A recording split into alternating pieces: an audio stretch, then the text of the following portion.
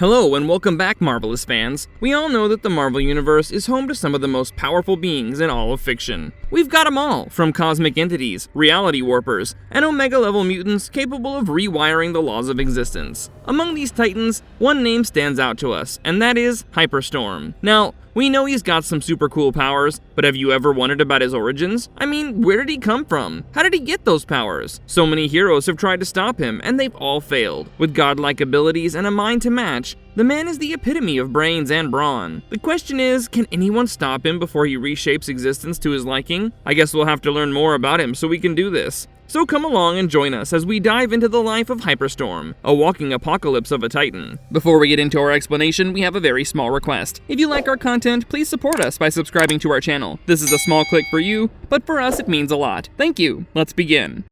Hyperstorm's tragic origins and family lineage. Think of a world overrun by mutant hunting sentinels, where most heroes are either dead or locked away. In the middle of this dystopian nightmare, two of the most powerful mutants in history somehow found time to get married and have a kid. I'm talking about Franklin Richards, son of Mr. Fantastic and Invisible Woman, and Rachel Summers, daughter of Cyclops and Phoenix. They give birth to Jonathan Reed Richards, or better known as Hyperstorm, a mutant so powerful he basically broke the concept of power itself. With a lineage as insane as his, Hyperstorm was practically designed for godhood. His dad could bend reality, his mom wielded the Phoenix Force, his grandmother could warp hyperspace, and his grandfather was a genius on par with the universe's greatest minds. That's like being born into royalty. Well, if royalty came with the ability to rewrite the laws of physics. At some point, Sentinels wiped out his parents, which, let's be honest, was probably not their best idea. Now, whether that's what pushed him to the dark side is just about anyone's guess, but what we do know is that something awakened inside of Hyperstorm. He looked at the post-apocalyptic ruins of Earth and decided that he's gonna rule over the Earth. Instead of just fixing things nicely, the guy went full villainous and set out to unify the world under his control, of course. Taking a page from Kang the Conqueror's playbook, who, by the way, is also of the Richards bloodline, Hyperstorm decided to build a sprawling empire across time and space. His great-grandfather, Nathaniel Richards, on the other hand, wasn't about to let him rewrite history without a fight. Nathaniel then pulled together Fantastic Force, a team led by a time-aged Franklin Richards. Yeah, at this point, everyone's part of his bloodline.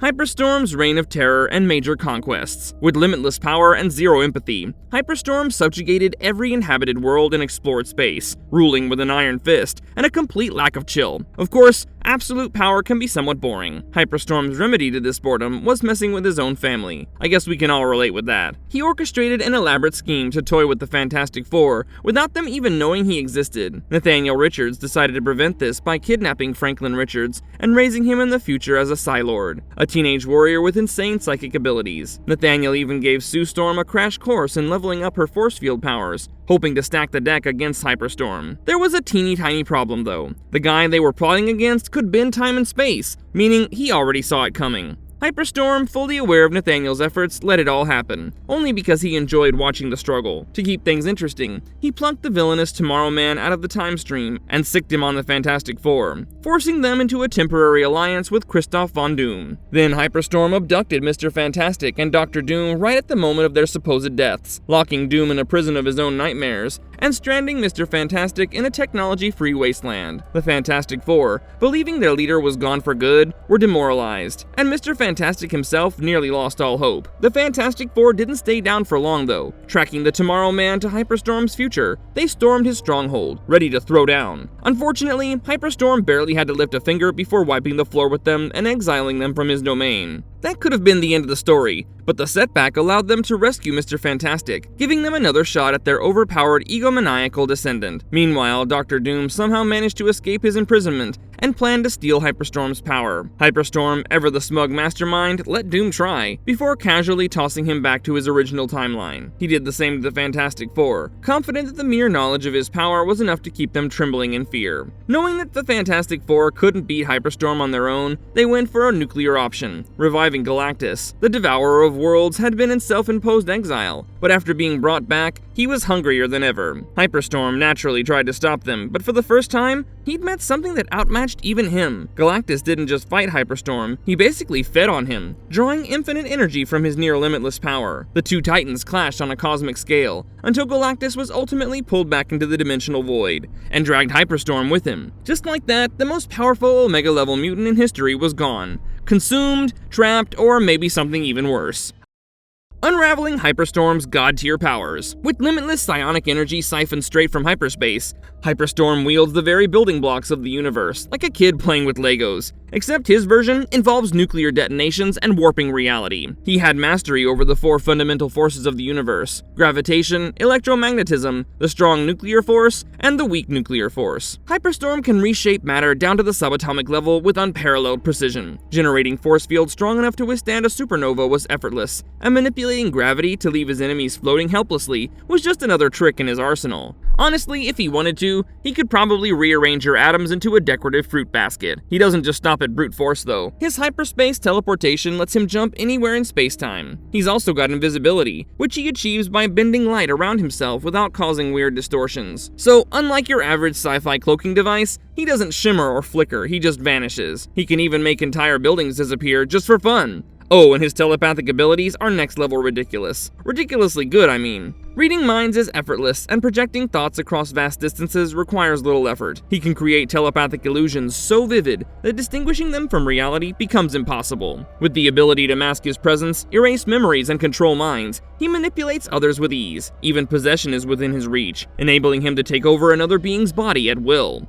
Oh, and if someone annoys him too much, he can just force their brain into a full shutdown with a well-placed psionic blast. Hyperstorm also flexes astral projection, meaning that he can leave his body and go sightseeing in the spirit world. He's not quite on Doctor Strange's level, but he can still craft objects out of ectoplasmic energy and communicate with others across dimensions. Just in case his god-tier powers weren't enough, he also has mutant detection, allowing him to sense other superhumans nearby. Not that it really matters, he's stronger than all of them anyway. On top of everything else, he's got telekinesis that lets him lift massive objects, manipulate energy, and of course, fly at insane speeds. He can heal injuries at an accelerated rate, meaning gunshot wounds, broken bones, or even severed limbs regenerate within hours. If somehow, against all odds, someone actually managed to kill him, he can just transfer his mind and powers into another body and keep going like nothing happened. The genius behind the monster. Apart from all this, the man was mind-blowingly brilliant, inheriting his grandfather Reed Richards' genius by tuning it up to a whole new level. From building a time machine to crafting a device called a brain dissorator, which he used on Dr. Doom to make sure Doom couldn't string together a coherent thought, Hyperstorm's intellect is off the charts. Oh, and did I mention he also created the Destructoids? They're basically giant mechanical beasts that are impossible to stop. Of course, being a genius isn't all about gadgets. Hyperstorm is also the top tactician in the universe. In fact, he's considered to be an unparalleled genius, with an intelligence once considered the highest in the universe, when he was analyzed as a child. With a brain that could rival any strategic mind across dimensions, Hyperstorm has mastered every fighting style known to man, and alien, and robot, and everything else. You could think of any weapon, and I'm sure he already got it in his arsenal. Add that to his supreme sorcery, and you've got a combination that's pretty much unbeatable. He's a one-man army, and his empire spans the entire multiverse. Even with all this power, he prefers to outsmart people compared to beating them. Hyperstorm has already played mental chess with the best of the best, from Reed Richards, Nathaniel Richards, and even Dr. Doom. Imagine competing with that. Hyperstorm and alternate timelines and future possibilities. Hyperstorm has 2 alternate versions of himself, David Richards and Dream Richards, both from different takes on the Days of Future Past timeline. There's also Rico. Yeah, you heard that right, Rico Richards, the grandson of Reed and Sue Storm. Although we're still unsure if his parents are Franklin or Valeria. Let's begin with David Richards. He's Franklin's son, and life hands him a pretty awful hand right out of the gate. His parents die, and he gets snatched up by the Sentinels. He's recognized as one of the most powerful mutants in his reality, with 2 potential paths ahead. Either he'll be mentored by Sabretooth or die. The Exiles and Weapon X teams arrive on his world to rescue him, only to be given a difficult mission: kill David to protect the future. Despite some resistance, Sabretooth steps in, deciding to mentor David in the hope of saving him from becoming the future tyrant the Talus predicted. Over the next 20 years, David grows into a skilled combatant trained by Sabretooth, and he helps destroy the Sentinels oppressing his world. When Blink returns to the planet, David begins to show signs of becoming the feared ruler the Talus warned about. His powers, particularly his telepathy, allow him to control and manipulate others, including Blink, who he forces to help him kill humans. After days of forced killings, Sabretooth finally had enough and ended David's life, by ripping out his heart. However, David's story doesn't end there. He resurrects himself, albeit losing his memories and powers in the process. David is one of the most powerful mutants on Earth, inheriting vast psionic abilities from his parents, including telekinesis, telepathy, and energy manipulation. He can mimic the powers from others and make them even stronger. Worst of all, he's got this crazy connection to the Phoenix Force, which means he can just resurrect himself after dying. Next up, Dream Richards. She was born into a world where the Sentinels were on a mission to wipe out all life, which sounds like the perfect setting for a superhero origin story. Dream, daughter of Franklin and Rachel Summers, becomes a leader of the Resistance in South Bronx. Eventually, Cyclops and Jean Grey time travel to 2035 and meet Dream, who happens to be their granddaughter. Unfortunately, Dream's timeline gets wiped out by Kang, but not before she fights valiantly to save the day. She dies with some reassurance that the Sentinels will be defeated, even though her whole timeline itself is erased. Finally, we've got Rico, the grandson of Reed and Sue, and the alleged son of Franklin. Rico's a bit of a rebel, avoiding his family by spending most of his time at Xavier's academy. He's got a knack for making friends, like Oli, and even ends up rescuing people from Shadow X and battling an evil guru in India. Oh, and did I mention he's got romantic chemistry with Sophie Von Doom? Yeah, their relationship's a bit of a wild ride too. But hey, nobody's complaining. Marvelous verdict. There you have it, folks. You've met Hyperstorm, the god-tier mutant with a power set that could send even the mightiest of beings running for cover. I must say, I really enjoyed his shenanigans, and I hope they somehow bring him back. I'm not sure if they can, considering they already brought back Galactus and not him. Maybe he's not alive anymore, though I really doubt it. Anyway, what do you think? Will they bring him back? Do you think he deserves a character arc or a second chance? How did you like him in the comics? Let me know all about it down in the comments below.